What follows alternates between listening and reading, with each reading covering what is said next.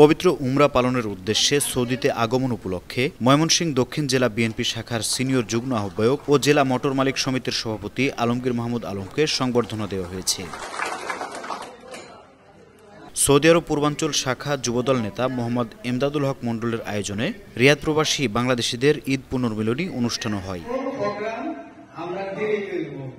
মোহাম্মদ এমদাদুল হক মণ্ডলের সভাপতিত্বে এবং রিয়াদ মহানগর স্বেচ্ছাসেবক দলের সাধারণ সম্পাদক মতিউর রহমান সওদাগরের সঞ্চালনায় অন্যদের মধ্যে বক্তব্য রাখেন বিশেষ অতিথি প্রবাসী লক্ষ্মীপুর জেলা বিএনপির সভাপতি হাবিবুর রহমান হাবিব, মোহাম্মদ আলামিন।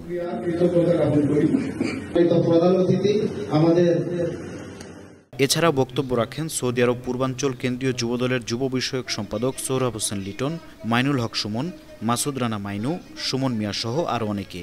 বক্তারা প্রধান উপদেষ্টা প্রফেসর ডক্টর মোহাম্মদ ইউনূসের কাছে একটি সুষ্ঠু নিরপেক্ষ নির্বাচনের মাধ্যমে নির্বাচিত সরকারের কাছে ক্ষমতা হস্তান্তর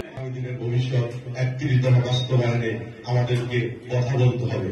আমরা শুধু বড় বড় বক্তব্য রাখলে চলবে না। স্টেজে গিয়ে নেতা কর্মীদেরকে টার্গেট করে খুব অত্যাচার করেছে, খুব কষ্ট দিয়েছে। বিগত 17 বছর সাংবাদিক কাউকে তো ঘুমাইতে দেয় না। এই যে আমরা একটা রিপোর্ট করে দেশে পাঠাইছি।